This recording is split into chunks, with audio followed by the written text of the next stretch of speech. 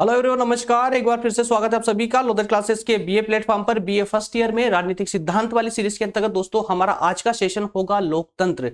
जी हां दोस्तों, डेमोक्रेसी विश्व की सबसे बेहतरीन शासन व्यवस्था, जिसे आज हम डेमोक्रेसी के नाम से जानते हैं, लोकतंत्र या प्रजातंत्र के नाम से जानते हैं। दोस्तों आज का सेशन बहुत इंपॉर्टेंट होने जा रहा है, सिर्फ बीए फर्स्ट ईयर वालों के लिए ही नहीं अपितु सभी छात्रों के लिए, या कहें कि अगर जो छात्र नहीं है सिर्फ अपने ज्ञानवर्धक के रूप में सेशन को ले रहे हैं तो दोस्तों उनके लिए भी आज का सेशन बहुत इंपॉर्टेंट होने जा रहा है। क्योंकि लोकतंत्र जिस शासन प्रणाली के अंतर्गत आप रह रहे हैं, निवास करते हैं, उस शासन प्रणाली को जानना सबसे बहुत ज्यादा जरूरी है। तो दोस्तों आज उसी पर हमारी चर्चा होगी कि लोकतंत्र एक्चुअल में किसे कहते हैं, किस प्रकार की शासन प्रणाली है और इसके कितने प्रकार हो सकते हैं, इसकी विशेषताएं क्या है, इन सब पर हमारी वन बाय वन करके चर्चा होगी। दोस्तों जैसा कि आप सभी जानते हैं, सीरीज को कंटिन्यू होते हुए जो है अब इसके मात्र 2 सेशन और शेष बचे हुए हैं। एक आज का है और एक इसके बाद में एक नेक्स्ट सेशन और होगा। इसी के साथ में ये सब्जेक्ट हमारा कंप्लीट हो जाएगा। और जैसा मैंने आपको प्रारंभ से ही बताया है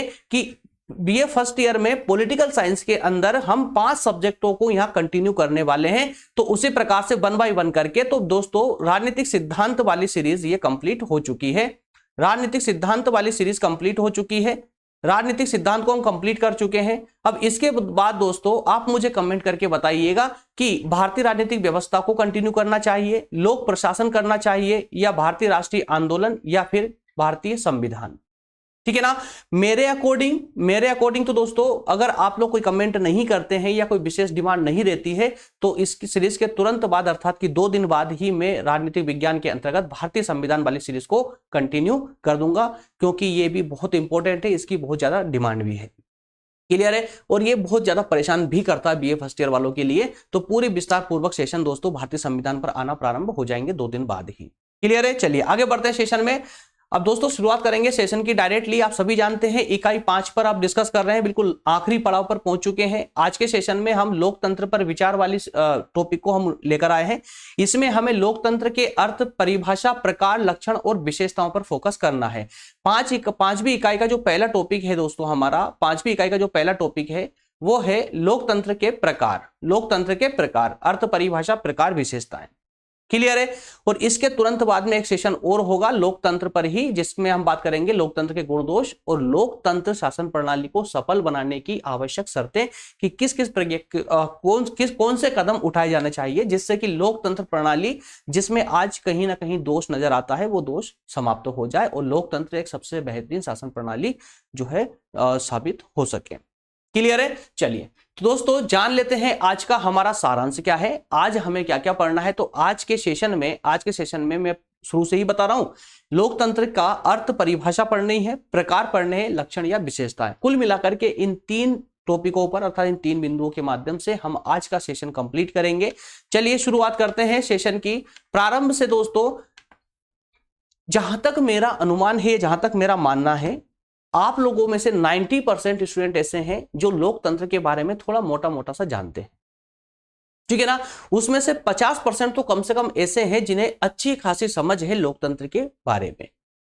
अब बचे दोस्तों बाकी के कुछ बच्चे जिनको बिल्कुल ही अभी तक पता नहीं है, क्योंकि 12वीं से अभी एकदम आप आए हो सकता है कि आपका साइंस हो या कॉमर्स से एक आपने डायरेक्ट बीए ज्वाइन किया हो, या कई और प्रकार की समस्याएं भी हो सकती है जिस कारण से आपको लोकतंत्र को पढ़ने को नहीं मिला है या लोकतंत्र अभी तक आपने इसके बारे में कुछ भी जानकारी हासिल नहीं की है।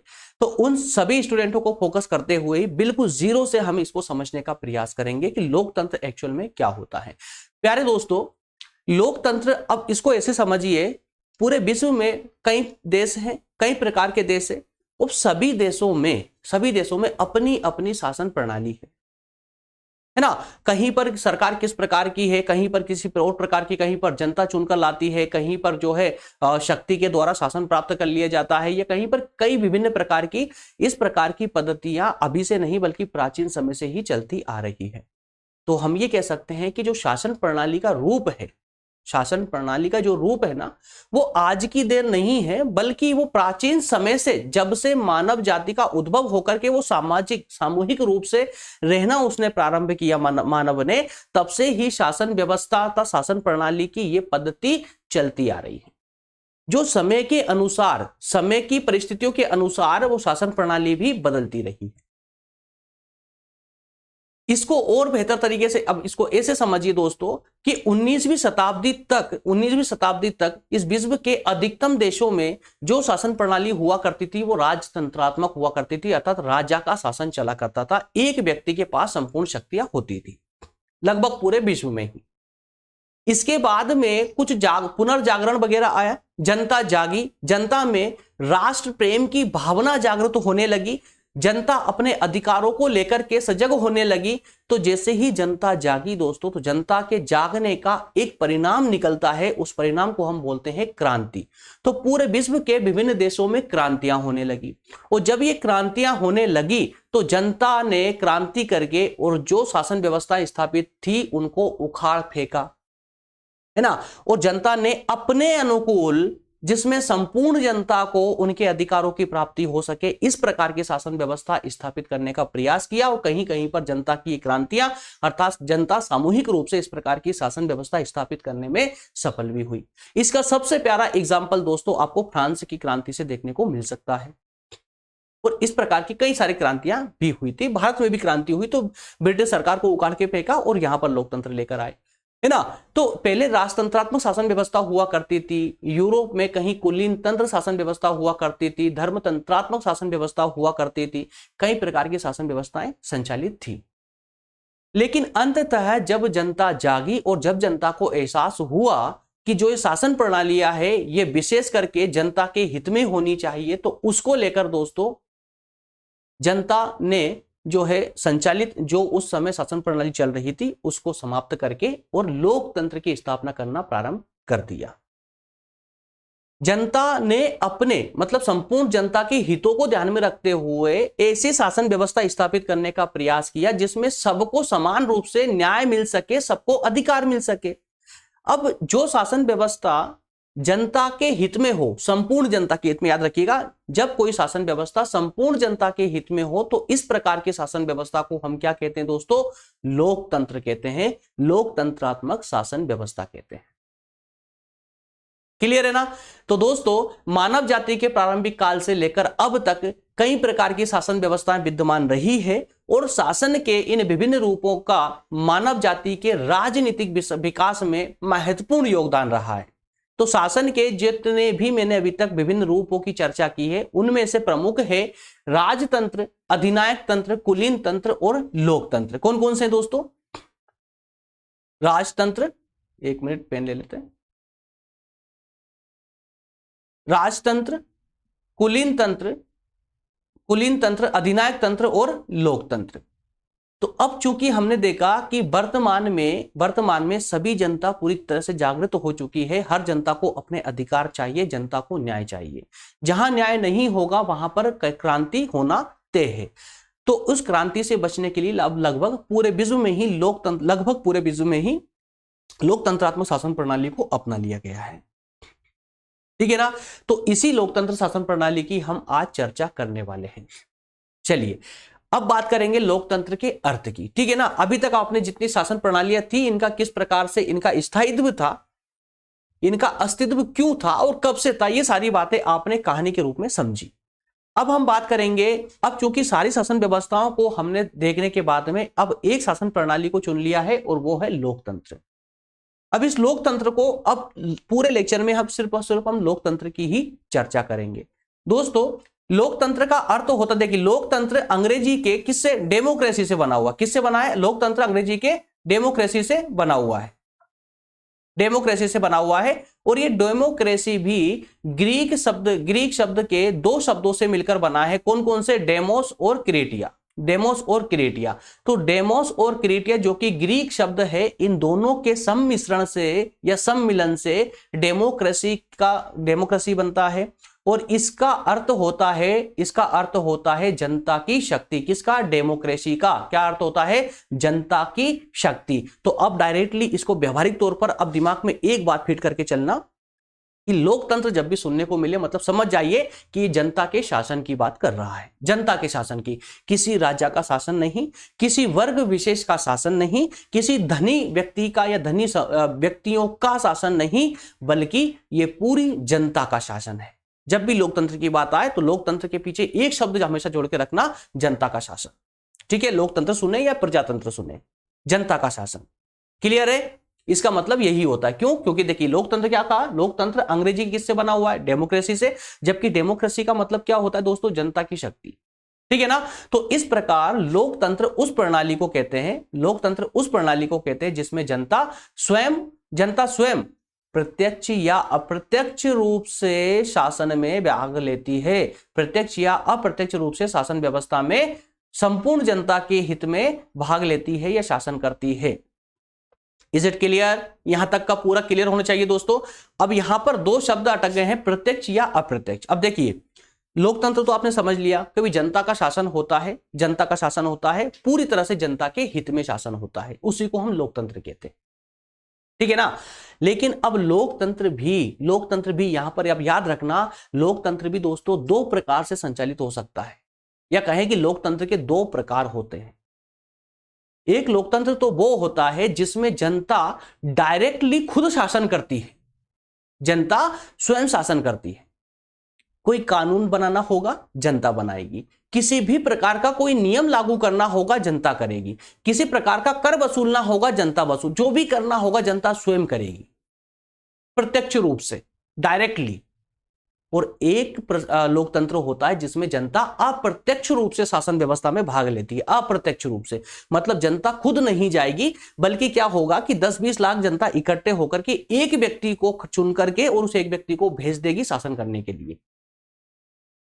अब यहां पर थोड़ा सा अंतर समझिए कि जो देखिए जिन देशों में जनसंख्या थोड़ी बहुत है, मतलब हजारों या लाखों में है, 2-5 लाख जनसंख्या है या 8-10 लाख तक भी चलता है, 10-20 लाख तक भी चलती है, जहां जनसंख्या बहुत कम है वहां पर तो प्रत्यक्ष लोकतंत्र स्थापित हो सकता है। भाई कम जनसंख्या है तो ठीक है, वो शासन व्यवस्था में भाग ले सकती है। लेकिन जहां जनसंख्या अरबों में है, करोड़ों में जनसंख्या है, अरबों में जनसंख्या, अब मुझे बताइए वहां पर पूरी जनसंख्या किस प्रकार से संसद में जाएगी, कैसे भाग लेगी डायरेक्ट? पॉसिबल ही नहीं है। अगर बड़ी ज्यादा जनसंख्या वाले देश में प्रत्यक्ष लोकतंत्र को अपना लिया जाए तो एक कानून को पास करने के लिए अगर सभी जनता की सहमति ली जाए ना, तो दोस्तों शायद ऐसा लगता है कि 2-5 साल इसी में निकल जाएंगे। सरकार का जो कार्यकाल होता है 5 साल का, वो इसी में खत्म हो जाएगा, है ना? तो ज्यादा मतलब जहां पर जनसंख्या अधिक होती है ऐसे देशों में प्रत्यक्ष लोकतंत्र चलना संभव नहीं है। इसीलिए इसी लोकतंत्र का एक अन्य रूप और होता है जिसे हम अप्रत्यक्ष लोकतंत्र या प्रतिनिध्यात्मक लोकतंत्र के नाम से जानते हैं। प्रतिनिध्यात्मक मतलब, या अप्रत्यक्ष लोकतंत्र का मतलब, इस प्रकार के लोकतंत्र में जनता स्वयं भाग ना लेकर के और अपने प्रतिनिधि को शासन व्यवस्था में भेजती है। वो जनता उस प्रतिनिधि के माध्यम से शासन व्यवस्था में भाग लेकर शासन पर नियंत्रण रखती है या शासन चलाती है। जैसे कि फॉर एग्जाम्पल भारत में क्या होता है मेरे प्यारे दोस्तों, जो हम सांसद या विधायक चुनते हैं, सांसद या विधायक कौन चुनता है? पब्लिक चुनती है। पब्लिक चुन करके लोकसभा या विधानसभा में भेजते हैं, जिससे कि वो जो विधायक या सांसद जो सरकार में जाते हैं, लोकसभा या विधानसभा में जाकर के जिस प्रकार से कानूनों का निर्माण करते हैं या देश की सरकार का संचालन करते हैं, तो वो हमारे प्रतिनिधि है, वो हमारी आवश्यकताओं को समझते हैं, क्योंकि हमारे बीच से वो उठकर गए हैं, इसलिए वो हमारे अनुसार शासन करेंगे, हमने जैसा कहा वैसे शासन करेंगे वो। तो इसको कहते हैं अप्रत्यक्ष लोकतंत्र। तो ये दोनों लोकतंत्र के बीच में डिफरेंस आपको मतलब बहुत अच्छे से समझना आवश्यक है, याद रखिएगा। हालांकि अंदर इस पर और हम चर्चा करेंगे, इसमें अंदर और चर्चा करने वाले हैं कि लोकतंत्र कितने कितने प्रकार का होता है, और अंदर बात करेंगे, वहां पर और पूरी तरह से आपका दोनों पक्ष, लोकतंत्र के दोनों पक्ष क्लियर हो जाएंगे। चलिए दोस्तों, अब्राहम लिंकन ने लोकतंत्र के बारे में कहा है, विश्व प्रसिद्ध कहावत है ये, और आपको याद होना ही चाहिए। लिंकन ने कहा था कि लोकतंत्र में जनता के द्वारा जनता के लिए शासन होता है। क्या कहा था? एक विश्व प्रसिद्ध कथन है ये, बहुप्रचलित कथन है, ऐसा मान लीजिए, ठीक है ना, लोकप्रिय कथन है कि लिंकन ने जो कहा था कि लोकतंत्र में जो है जनता के द्वारा और जनता के लिए शासन होता है। जनता का शासन है, जनता के द्वारा ही शासन होता है, और जनता के लिए शासन होता है। Is it clear?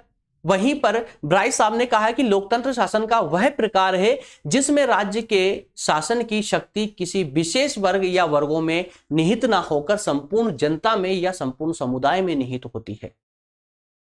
I hope दोनों परिभाषाएं भी आपको समझ आ चुकी होगी, एकदम क्लियर सिंपल भाषा में है, इसमें कोई भी ऐसी डिफिकल्टीज नहीं है जहां पर आपको समझने में कुछ प्रॉब्लम आए, समस्या आए। क्लियर है? चलिए तो फिर आगे बढ़ते हैं दोस्तों। अब बात करते हैं हम लोकतंत्र के प्रकारों की। जैसा मैंने आपको बताया कि लोकतंत्र दो प्रकार का होता है भाई, एक प्रत्यक्ष लोकतंत्र होता है और एक अप्रत्यक्ष लोकतंत्र होता है। प्रत्यक्ष लोकतंत्र में जनता स्वयं भाग लेती है। छोटे छोटे देश अर्थात कि जहां पर जनसंख्या बहुत कम है, जैसे कि स्विट्जरलैंड जैसे देशों में जहां जनसंख्या बहुत कम है, वहां पर प्रत्यक्ष लोकतंत्र जैसी शासन प्रणाली को अपनाया जा सकता है। लेकिन जिन देशों की जनसंख्या बड़े स्तर पर है या ज्यादा है, करोड़ों में है, वहां पर प्रत्यक्ष लोकतंत्र को अपनाना संभव नहीं है। इसलिए उन देशों के लिए अप्रत्यक्ष लोकतंत्र की व्यवस्था की गई है, जहां पर जनता अपने प्रतिनिधियों को चुन करके शासन व्यवस्था में भाग लेने के लिए भेजती है। ठीक है ना? तो प्रत्यक्ष लोकतंत्र पर बात कर लेते हैं पहले।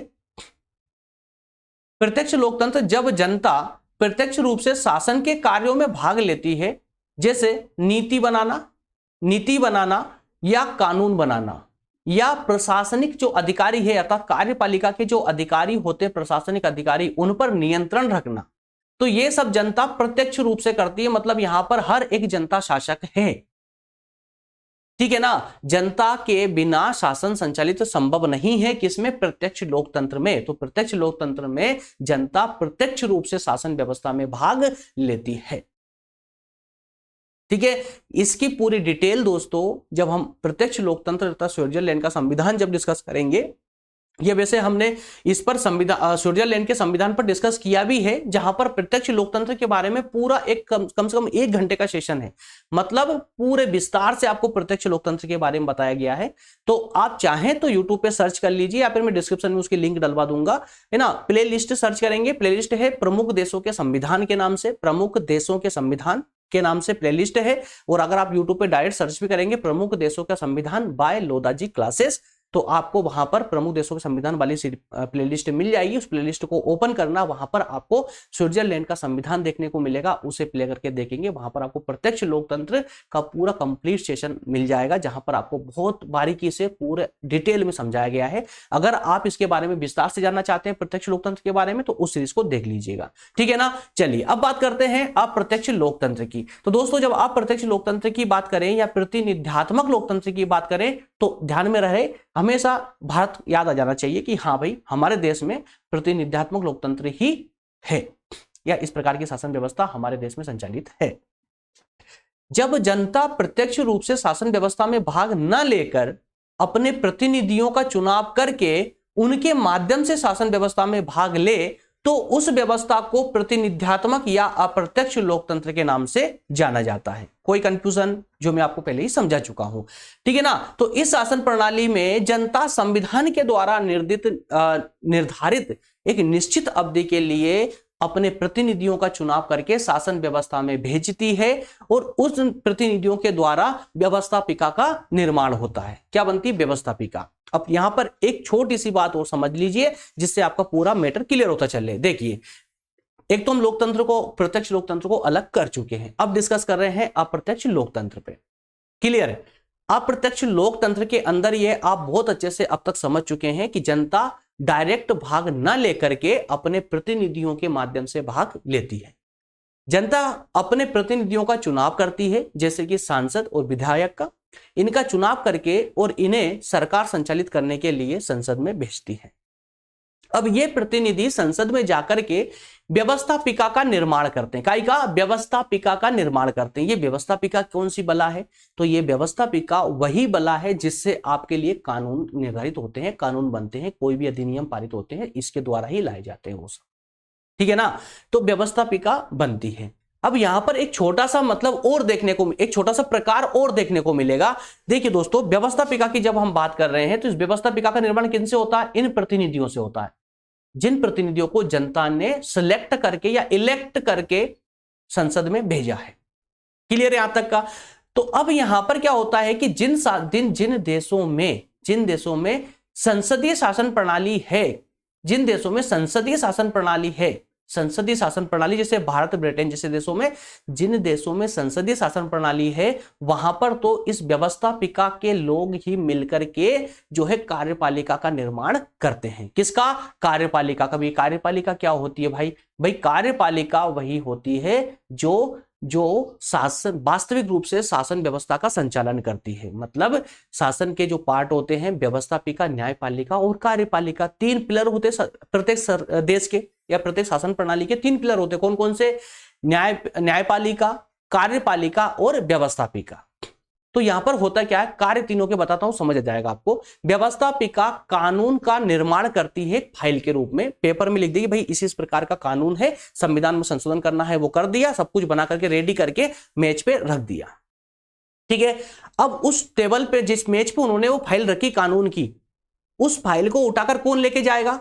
वो लेकर जाएगी कार्यपालिका, और लेकर के पूरे देश में उसको संचालित कर देगी। उसकी देखती रहेगी कहीं पर इन नियमों का उल्लंघन, तो इस कानून का उल्लंघन तो नहीं हो रहा है, तो उस कानून का संचालन कौन करेगी? कार्यपालिका। जितने भी आप सरकारी अधिकारी देखते हो ना मार्केट में, वो सारे कार्यपालिका के अधिकारी हैं। ठीक है ना। अब अगर मान लेते हैं कि जो कानून बनाया व्यवस्थापिका ने, उस कानून की रक्षा कौन कर रहा है? कार्यपालिका कर रही, देख रही बराबर कि हां कोई इसका उल्लंघन तो नहीं कर रहा है। लेकिन इसका उल्टा भी तो हो सकता है। हो सकता है कि व्यवस्थापिका ने ऐसा कानून बना दिया जो जनता के अधिकारों को छीन रहा हो, जनता पूरी तरह से स्वतंत्र ना हो, जनता को परेशान कर रहा हो वो कानून। तो कार्यपालिका तो ये बात नहीं देखेगी ना। उसको तो इससे मतलब है कि जो कानून व्यवस्थापिका ने मुझे दिया है, जो कार्य सौंपा है, उस कार्य को अच्छे से करवाऊं मैं। लेकिन जनता के अधिकारों का अगर उल्लंघन हो रहा होगा तो कार्यपालिका को उससे मतलब नहीं है। तो जनता कहां जाएगी? क्या करेगी जनता? तो भाई जनता के अधिकारों की रक्षा करने के लिए न्यायपालिका बैठी हुई है। न्यायपालिका बोलती है कि अगर व्यवस्थापिका कार्यपालिका को कोई ऐसा नियम दे दे बना करके जो तुम पर लागू करना हो और तुम्हारे अधिकारों को छीन रहा हो वो नियम या वो कानून, तो मेरे पास आइए, मैं बचाऊंगा उससे तुम्हें। और इस प्रकार का कोई कानून होता है तो न्यायपालिका उस कानून को रद्द कर देती है, कार्यपालिका को बोलती है उठा के ले जाओ, तुम्हारी फाइल को वापस व्यवस्थापिका को दे दो, है ना। इस प्रकार कानून जनता में नहीं चलेगा। क्यों? क्योंकि जनता के अधिकारों का उल्लंघन हो रहा है यहां पर। समझिए, तो ये तीनों के विशेष तीनों कार्य। तो अब यह व्यवस्थापिका जो कानून बनाती है उसका निर्माण किससे होता है? आपके द्वारा चुनकर भेजे गए प्रतिनिधियों से। लेकिन अब जहां पर संसद है, जिस देश में संसदीय व्यवस्था है, उस देश में कार्यपालिका का निर्माण इसी व्यवस्थापिका के मेंबरों से हो जाता है। लेकिन जहां पर संसदीय व्यवस्था ना होकर के अध्यक्षात्मक व्यवस्था है, जैसे अमेरिका में क्या है? अध्यक्षात्मक व्यवस्था है ना दोस्तों, अध्यक्षात्मक शासन प्रणाली है वहां पर, है ना। वहां का राष्ट्रपति ही प्रमुख शासन अधिकारी होता है। ठीक है ना। जैसे यहां पर वास्तविक शक्तियों का प्रयोग कौन करता है? प्रधानमंत्री। उस प्रकार से अमेरिका की बात करें तो वहां पर राष्ट्रपति ही शक्ति प्रमुख होता है या राष्ट्र प्रमुख होता है ना। और ये जो राष्ट्रपति होता है ये कार्यपालिका का प्रधान होता है। तो यहां पर जिन देशों में अध्यक्षात्मक शासन प्रणाली है, वहां पर जनता डायरेक्ट कार्यपालिका के अधिकारी का चुनाव करती है। याद रखिएगा, संसदीय शासन प्रणाली में तो प्रतिनिधियों को चुन लिया जाता है, प्रतिनिधियों को चुन करके और वहां कार्यपालिका का निर्माण व्यवस्थापिका स्वयं करती है। लेकिन अध्यक्षात्मक शासन प्रणाली के अंतर्गत जो अध्यक्ष होता है कार्यपालिका का, जैसे राष्ट्रपति, उसका चुनाव जनता स्वयं करती है। बस इतना सा डिफरेंस इसके अंदर। आई होप क्लियर हुआ होगा। चलिए आगे बढ़ते हैं। अब बात करते हैं लोकतंत्र के कुछ लक्षण या विशेषताओं पर, कुछ लक्षण या विशेषताओं पर। तो लोक प्रभुता में विश्वास पहला लक्षण इसका, या कहें कि पहली विशेषता। राजनीति और नागरिक समानता, इसके अलावा राजनीतिक स्वतंत्रता, नागरिक स्वतंत्रता और व्यक्ति के व्यक्तित्व का सम्मान और गौरव। इन 5 विशेषताओं पर चर्चा करने वाले हैं। पांचों को बारीकी से दोस्तों समझते हुए चलिए, कोई कंफ्यूजन नहीं होगी। बहुत स्मूथली सेशन चल रहा है, कोई प्रॉब्लम नहीं है, कोई डाउट नहीं रहना चाहिए, कुछ भी नहीं होना चाहिए ना। कहीं पर कोई डाउट हो मुझे प्लीज कमेंट करके जरूर बताइए। यार गर्मी बहुत ज्यादा है, ओह माय गॉड। चलिए एक बार इसको पढ़ लीजिए जिससे आपका ये पूरा मैटर क्लियर हो जाए, फिर मैं आपको इसको एक्सप्लेन करता हूं।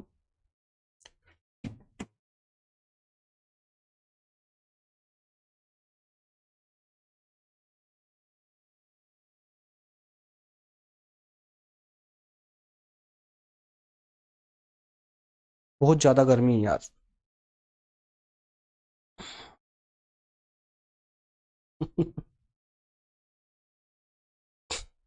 वाकई में पसीना बहाते तो लगता है कि मेहनत कर रहे हैं।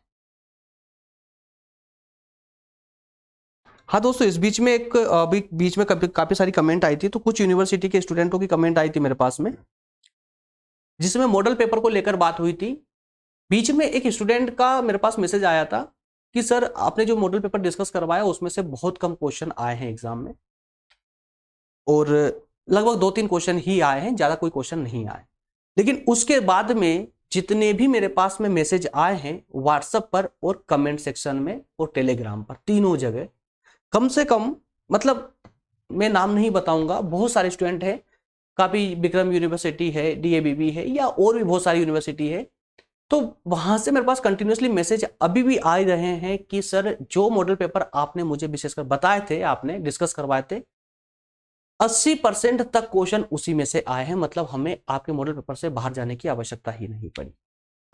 यही कमेंट मेरे पास पिछले साल भी आई थी। इसी कारण से आप लोगों के कमेंटों से ही मोटिवेट होकर के मैंने इस साल फिर से आपको मॉडल पेपर प्रोवाइड किए थे, जहां जिनका जो रिजल्ट रहा है दोस्तों वास्तविक रूप से संतोषजनक रहा है। पिछले वर्ष की तरह ही इस बार भी संतोषजनक रहा है, जहां मैंने आपको बार बार पूरे कॉन्फिडेंस से बोला था कि आप बस इन 15 प्रश्नों की तैयारी कीजिए, इसके अलावा छोड़ दीजिए सबको, और वास्तविक रूप से वही 15 प्रश्न आपको एग्जाम में देखने को मिले हैं मैक्सिमम यूनिवर्सिटी में।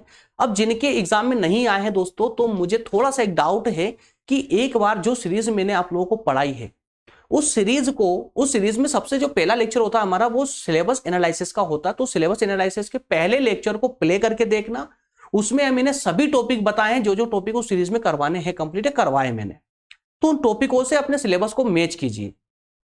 संभवतः आपके एग्जाम में प्रश्न नहीं आने का कारण रहा होगा कि आपके वो टॉपिक हमारे सिलेबस से ही मैच नहीं हो रहे हैं, कि जो टॉपिक मैंने आपको यहां डिस्कस करवाए हैं वो टॉपिक ही आपके सिलेबस में नहीं है। तो मुझे बताइए दोस्तों, एग्जाम में इन प्रश्नों का आना संभव कैसे हो सकता है ना। इसलिए मैं हमेशा बोलता हूं कि जब भी आप स्टडी करें तो अपने टॉपिकों को हमारे सिलेबस के साथ में, अपने सिलेबस को मैच कर ले। अगर आपके टॉपिक पूरे मैच हो रहे हैं तो बिल्कुल निश्चिंत होकर के पढ़े, और नहीं मैच हो रहा है तो जितने टॉपिक मैच हो रहा है पहले उनकी तैयारी कीजिए, ठीक है ना। चलिए, अब संभवतः कोशिश तो हमारी यही रहती है दोस्तों कि लगभग सभी टॉपिकों को मैच कर लिया जाए, है ना। और जो एक आध दो टॉपिक बीच में छूटता है तो हम उसको कवर करवा ही लेते हैं, हालांकि उसको कवर कर ही देते हैं। जैसे कि इससे पहले यूनिट 4 में, है ना, नागरिकता वाला सेशन हमारे इस सीरीज में नहीं था, लेकिन फिर भी हमने उसको कवर किया है आपकी कमेंटों पर ही। तो इसी तरह से हमारा प्रयास तो ये रहता है कि मैक्सिमम टॉपिक को कवर कर लिया जाए। चलिए शुरुआत करते हैं। लोक प्रभुता में विश्वास, क्या मतलब हुआ इसका, पढ़ लिया होगा आप लोगों ने अभी तक इसको। लोक प्रभुता में विश्वास, एक मिनट यार,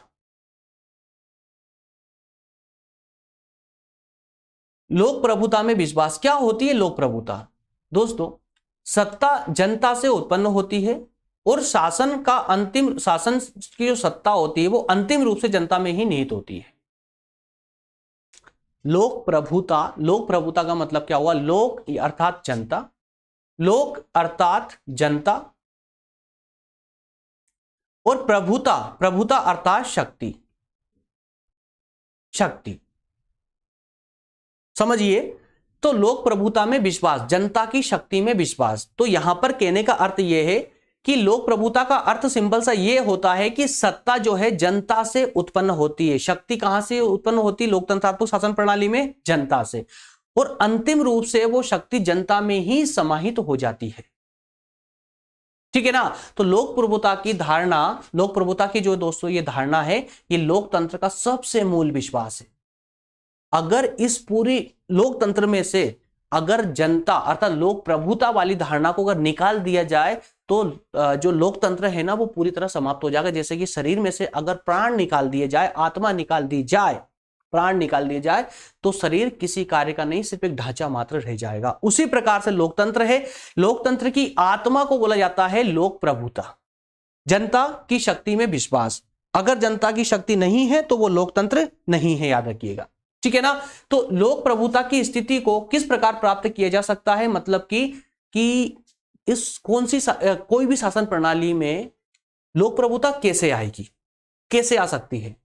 तो उस शासन प्रणाली में लोक प्रभुता को लाने के जो तरीके होते हैं वो 3 विशेष तरीके होते हैं। एक होता है चुनाव। कौन सा चुनाव दोस्तों? नियतकालिक चुनाव, एक निर्धारित समय पर चुनाव, है ना, लोकप्रिय और नियतकालिक चुनाव।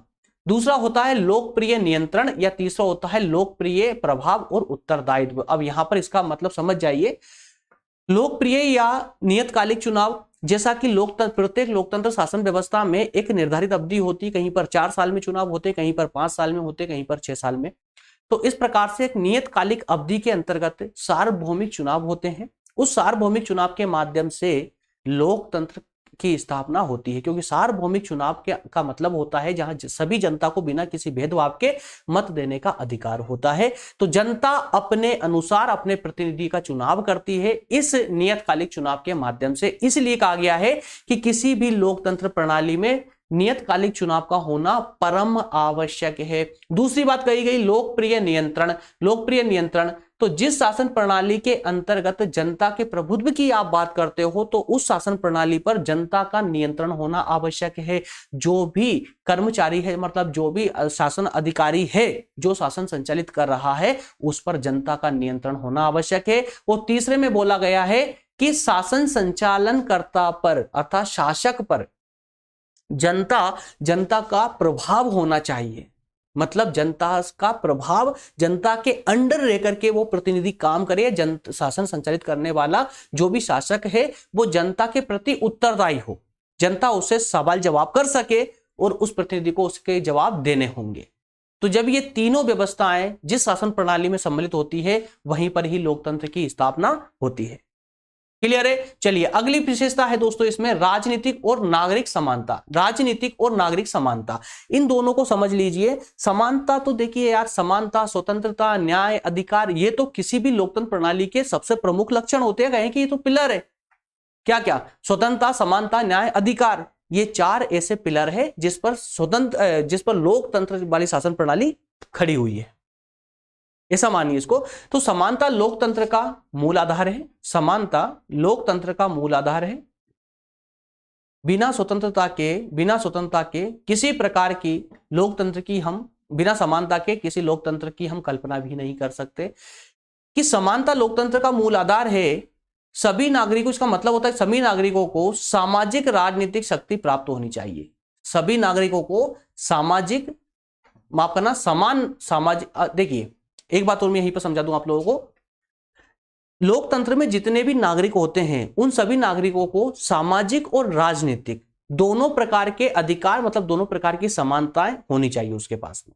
कौन कौन सी? सामाजिक और राजनीतिक। इंपॉर्टेंट है सामाजिक राजनीतिक, है ना। आगे बढ़कर के ये अधिकार आर्थिक का रूप धारण कर लेगी, आगे चलकर आर्थिक का रूप धारण कर लेगी, आर्थिक नागरिक भी हो जाएगी। तो इस प्रकार से समानताओं में कभी कंफ्यूज मत होइएगा, है ना। राजनीतिक समानता आवश्यक है, सामाजिक समानता आवश्यक है, आर्थिक समानता आवश्यक है, धार्मिक समानता आवश्यक है। तो इन शब्दों में कंफ्यूज होने की आपको आवश्यकता नहीं है, ठीक है ना। तो अब देखिए वापस से दोस्तों, राजनीतिक और नागरिक समानता के अंतर्गत जो समानता की हम बात कर रहे हैं, ये किसी भी लोकतंत्र के मूल आधार होते हैं। और इसके अंतर्गत अर्थात लोकतंत्र में सभी नागरिकों को इसमें मतलब किसी को छोड़ा नहीं गया, किसी के साथ में कोई भेदभाव नहीं किया जाना चाहिए किसी भी आधार पर, है ना। तो सभी नागरिकों को यहाँ पर राजनीतिक शक्ति समान रूप से मिलनी चाहिए। समान रूप से लोगों को वोट डालने का अधिकार हो, समान रूप से वयस्क मताधिकार में भाग लेने का अधिकार हो, समान रूप से राजनीतिक पद प्राप्त करने का अधिकार हो, सभी को एक समान रूप से। क्लियर है ना। तो वयस्क मताधिकार इस स्थिति को प्राप्त करने का साधन है। इसके अलावा सभी नागरिकों को कानून के समक्ष समानता की स्थिति भी प्राप्त होनी चाहिए। मतलब प्रत्येक व्यक्ति कानून के समक्ष भी समान हो, कानून के द्वारा भी किसी प्रकार का भेदभाव जनता में ना किया जाए, सभी के लिए एक समान कानून होना चाहिए, ठीक है ना। तो दोस्तों वर्तमान में राजनीतिक और नागरिक समानता से आगे बढ़ करके देखिए, अब यहां पर बहुत अच्छी बात बोली गई है कि जो मैं आपको समझाने का प्रयास कर रहा था वही इस स्लाइड में आ चुका है।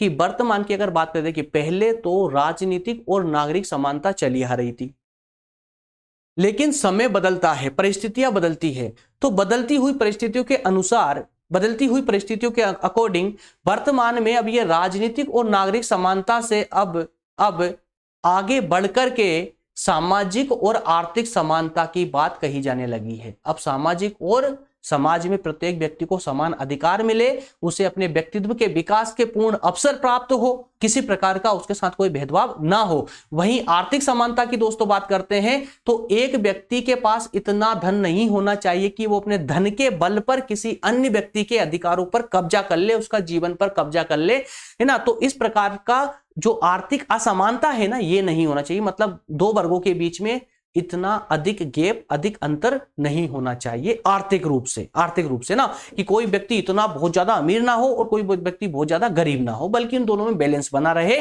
कि इतनी भी गरीबी नहीं होना चाहिए और ज्यादा अमीरी भी नहीं होना चाहिए। मतलब कोई अगर व्यक्ति ज्यादा अमीर होगा, है ना, ज्यादा ही धन संपदा उसके पास होगी, तो क्या करेगा वो, जो बिल्कुल भूखे मरने की कगार पर है, जिसके पास कुछ भी नहीं है, वो उसके जीवन पर ही अधिकार कर लेगा, है ना, विभिन्न सुविधाएं देने के नाम पर। तो दोस्तों यहां पर फिर से बता रहा हूं मैं, सामाजिक समानता का अर्थ होता है समाज में धर्म, जाति, वर्ण, लिंग और सामाजिक स्थिति के आधार पर भेदभाव नहीं करना चाहिए। समान रूप से सभी नागरिकों को सामाजिक सुविधाएं प्रदान करनी चाहिए। सभी व्यक्तियों को अपने व्यक्तित्व के विकास के समान अवसर यहां पर मिलना चाहिए समाज के अंदर।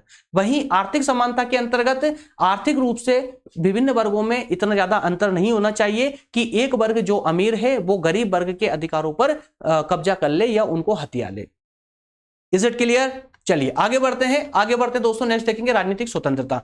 राजनीतिक स्वतंत्रता की अगर बात करें तो राजनीतिक स्वतंत्रता या राजनीतिक समानता,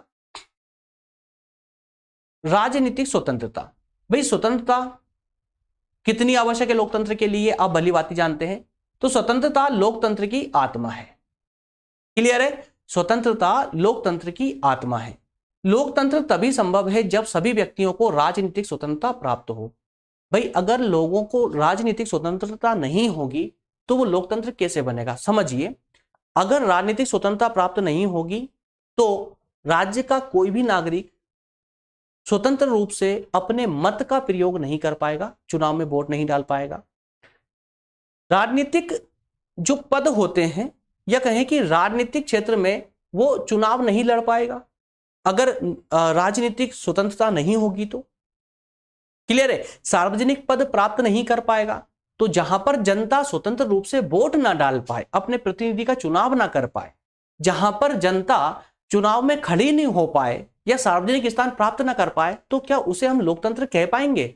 संभव ही नहीं है। तो यहां पर यही तो कहा गया है कि स्वतंत्रता लोकतंत्र की आत्मा होती है और लोकतंत्र तभी संभव है जब व्यक्तियों को राजनीतिक स्वतंत्रताएं दी जाए। कौन कौन सी? मत देने का अधिकार होना चाहिए व्यक्ति को, उसके अलावा प्रतिनिधि के रूप में निर्वाचित होने का अधिकार होना चाहिए, चुनाव में खड़े होकर के जीतने का अधिकार भी होना चाहिए भी उसको, है ना। अगर उसका मतलब खड़े होने का अधिकार होना चाहिए, जीतना या हारना वो उसके हाथ में रहता है।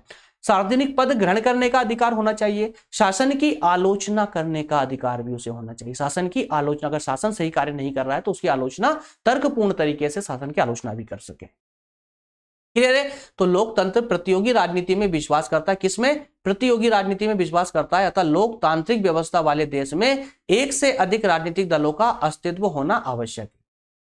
क्लियर है? तो जहां पर लोकतंत्र है, ऐसे लोकतंत्रात्मक देश में दोस्तों राजनीतिक दल, एक राजनीतिक दल नहीं होना चाहिए बल्कि एक से ज्यादा होना चाहिए, ताकि वहां प्रतियोगिता बनी रहे उनमें, वो लोकतंत्र हुबहू चलता रहे।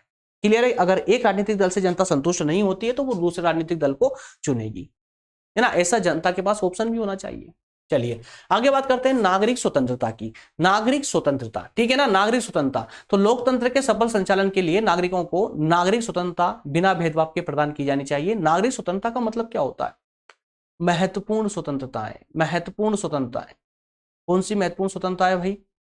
नागरिक स्वतंत्रता का अर्थ होता है महत्वपूर्ण स्वतंत्रता जिनके बिना लोकतंत्र संभव नहीं है। जैसे विचार भाषण की स्वतंत्रता, प्रेस की स्वतंत्रता, सम्मेलन की स्वतंत्रता, राजनीतिक दल और अन्य संगठन बनाने की स्वतंत्रता, निवास कहीं पर भी निवास करने की स्वतंत्रता, आने जाने की स्वतंत्रता, व्यापार व्यवसाय करने की स्वतंत्रता, सीमित मात्रा में संपत्ति की स्वतंत्रता, ये सारी स्वतंत्रताएं नागरिक स्वतंत्रताएं कहलाती है। रट लीजिएगा इन लोगों को, इनको दोस्तों।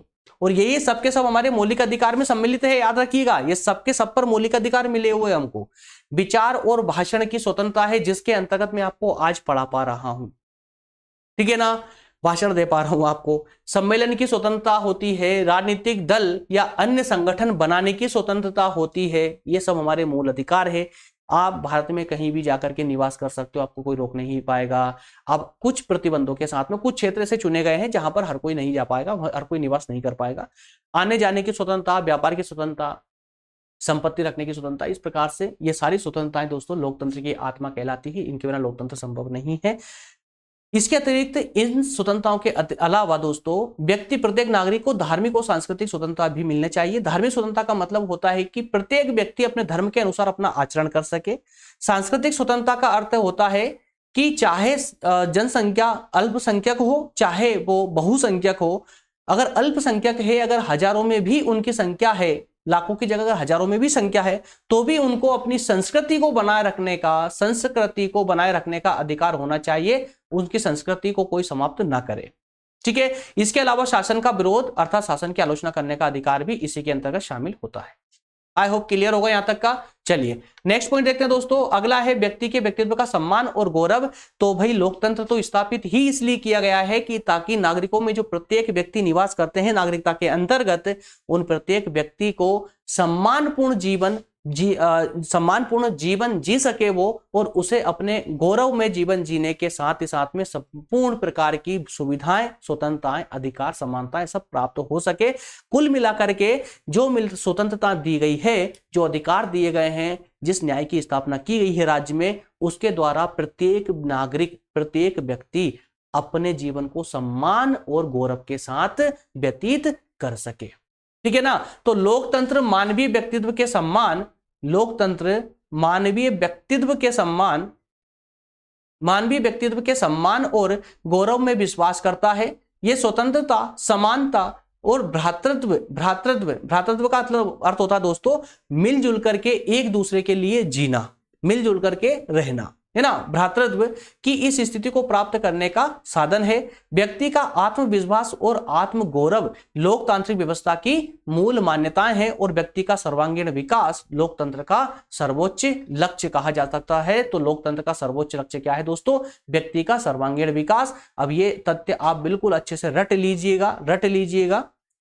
इस तथ्य को बिल्कुल एक बहुत अच्छे से रट लीजिएगा, बहुत इंपॉर्टेंट है कि लोकतंत्र का सबसे प्रमुख जो लक्ष्य है, वो लक्ष्य क्या है? लोकतंत्र का लक्ष्य क्या है? तो लोकतंत्र का लक्ष्य है प्रत्येक व्यक्ति का सर्वांगीण विकास, मतलब प्रत्येक व्यक्ति का सभी क्षेत्रों में पूर्णतः विकास करना। ठीक है ना। तो जिस तरीके से व्यक्ति का पूर्ण विकास हो सके, वो सारे साधनों का प्रयोग या लोकतंत्र के माध्यम से किया जाता है।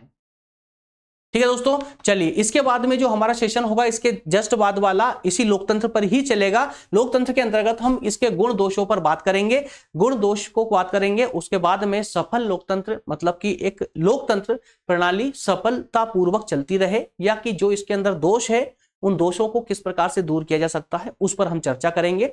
तो इस पे हो सकता है कि एक सेशन गुण दोष पर हो और एक सेशन सफल लोकतंत्र की आवश्यक शर्तें के लिए हो। तो या फिर इस सेशन को या तो बहुत लंबा होगा ये वाला नेक्स्ट आने वाला सेशन, या तो कम से कम 1 घंटे का तो कम से कम होने वाला है, कम से कम, या 1.5 घंटे तक भी जा सकता है। अगर आप लोग बोलते हैं तो मैं इसको 2 पार्ट में भी कर दूंगा, आधे या पौने घंटे में 2 पार्ट इसे कंप्लीट हो जाएंगे, जिससे कि आपको बहुत अच्छे से ये भी समझ आ जाएगा। ठीक है ना। तो दोस्तों इस प्रकार से नेक्स्ट सेशन में हम गुण दोष और लोकतंत्र की सफलता वाली शर्तें ये सब डिस्कस करेंगे। मिलेंगे नेक्स्ट सेशन में। धन्यवाद, थैंक यू।